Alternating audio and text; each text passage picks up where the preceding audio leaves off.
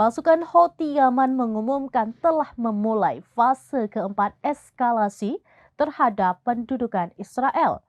Fase keempat ini diluncurkan saat Zionis lengah dan sibuk menjalankan operasi serangan ke perbatasan Rafah. Hal ini disampaikan Brigjen Yahya Saree yang mengatakan cakupan eskalasi fase keempat menyasar Mediterania, laut lepas Israel. Angkatan bersenjata Yaman telah memulai fase keempat eskalasi terhadap pendudukan Israel.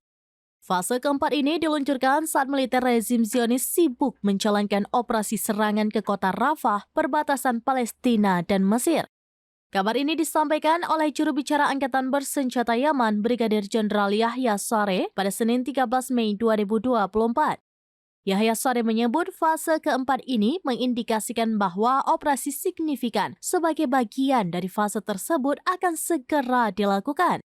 Sebelumnya, Sanaa mengumumkan memulai tahap keempat operasinya yang terdiri dari dua bagian. Bagian pertama langsung diberlakukan dan memperluas cakupan serangan hingga Laut Mediterania.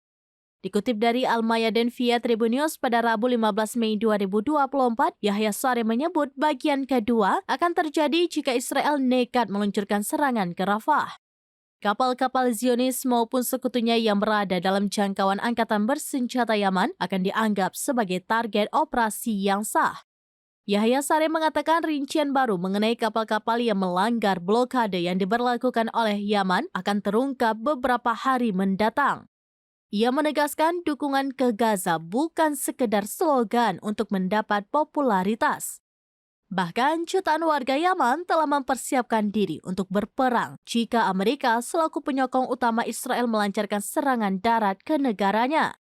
Mereka juga telah bersiap untuk serangan fase kelima dan fase keenam untuk mendukung Palestina.